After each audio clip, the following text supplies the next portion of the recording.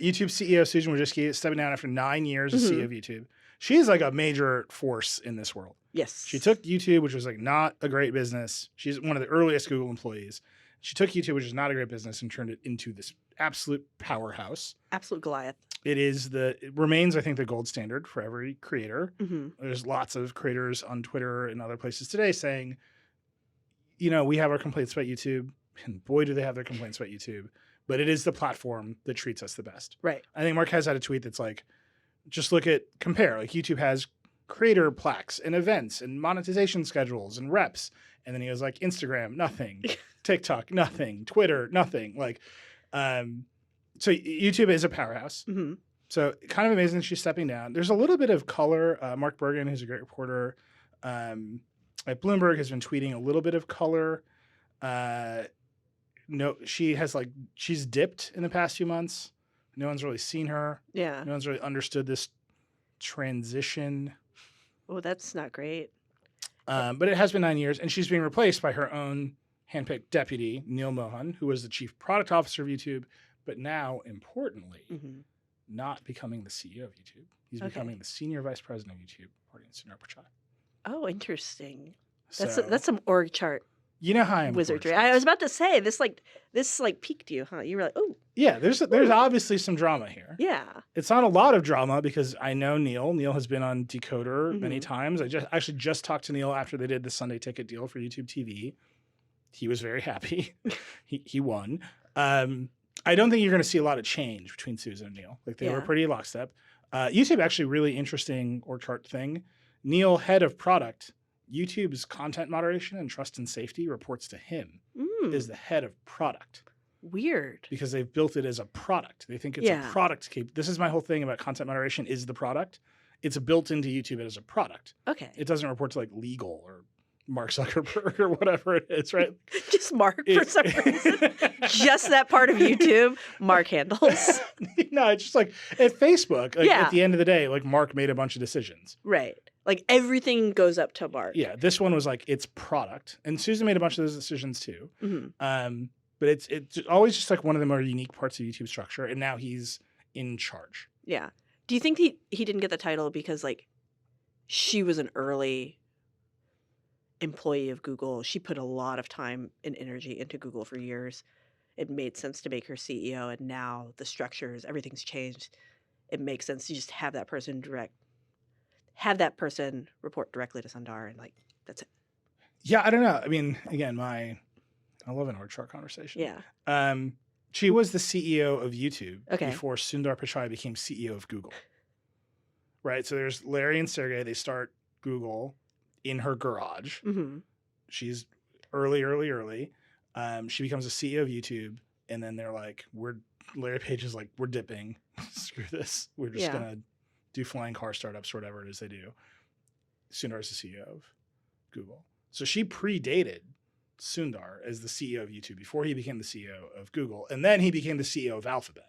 And so she reported to him when he became CEO of Alphabet.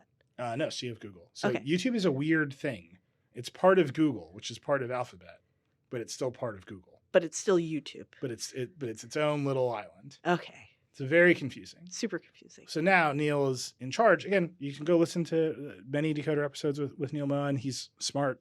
He's got a lot of ideas. He will not answer when YouTube TV will be in 4K.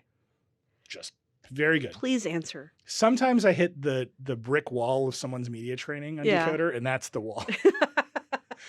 Straight up, I found it. There it is. And I bounce right off it and try again. Anyone you ask, what about YouTube TV in 4K? They're like, no. Yeah, just the shades come down. Talk to Sat. Yeah, he's like, I don't have an answer, but no. When we talked about when they did the Sunday ticket deal, I was like, all right, you're going to do football in 4K. Like you had to know this conversation. You volunteered to talk to me. Yeah, it has to. He was prepped. About? And he was like, I can't answer that question. So he was prepped to say no. One time, this is true. One time I just sent him an email watching the NBA Finals sponsored by YouTube TV. And I was like, why don't you just pay to do this in 4K and have it exclusive? And he was just like, yeah, it's a good idea. Left you on read. Goodbye. You have been a bad Bing. Anyway, I'm hoping to talk to Neil soon about his plans. Like I said, I suspect things will be, let's say, these are two people who worked in lockstep for many, many years. Yeah. whatever Neil's plans were Susan's plans for a long time. But it is fascinating that I think for Google, the threats are all over the place. Mm-hmm. Yes. Right? There's whatever you think of the Bing threat, it is a real threat. It wiped $100 billion off its market cap last week. Yeah. The idea that search will change, not just because people might switch to Bing because they want to bang the robot, but TikTok. But they're spending their time on TikTok. They're using search there. And then what ChatGPT has really done is the cost to generate an infinite amount of mediocre text is now zero. So Google is being flooded with garbage. Right. And they've got to sort that out too. Yeah. And so that's a big problem for Google. And then YouTube is fine. It's still a gold standard for creators, but it has to fend off TikTok. It has to create new monetization models for creators. The most exciting part of YouTube is its cable network. Yeah. It's weird. That right? is Its weird. cable system, like YouTube TV, that's weird. But also it is exciting. And when is the 4K coming? Yeah.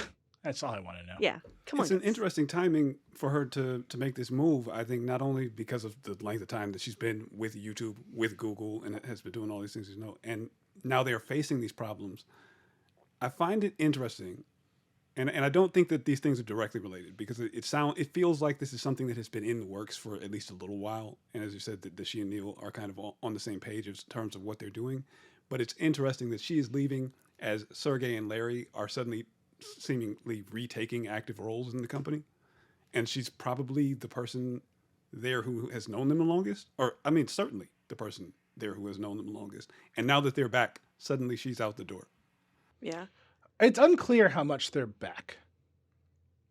So there was the report that Google had called the code red about chatbots and all this stuff. And then I think Alex Heath reported in Command Line. They were back because Google has never had layoffs before. So if there were going to be layoffs, they want us to be in the building, part of that process. It's a big shock to Google's culture.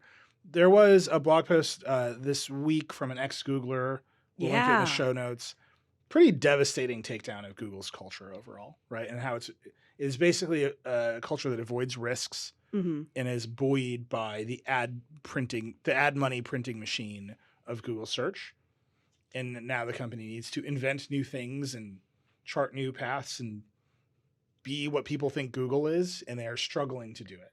I thought that was interesting because Tony Fadell, his book last year, what was it called? Build, I think. Yeah. There's a big chunk of that book where he's like, I got Nest, and then I go over to Google, and it's going to be great. And then everything falls apart. Yeah, I don't know anybody who's madder at Google than Tony Fadell. And it was it felt like kind of foreshadowing for what we're starting to see this year, where he was like, I saw all of this dysfunction. It was constant.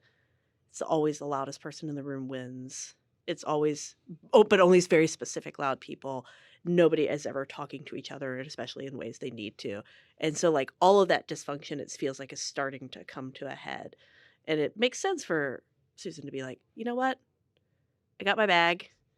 I'm going to retire. I'm going to go do my own thing. I love that for her. Yeah.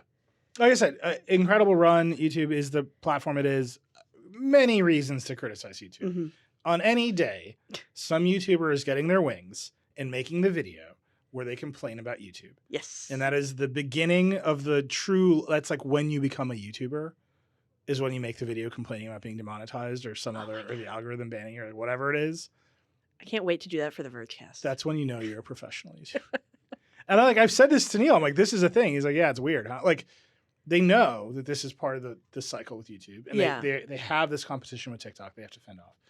So we'll see. I'm going to ask to have Neil come back on one of our shows and talk about his plans soon. But I think it's worth noting that right now, YouTube is the strongest business, I think, at Google in terms of just what it represents to people and how important it is to people. But it is still under threat.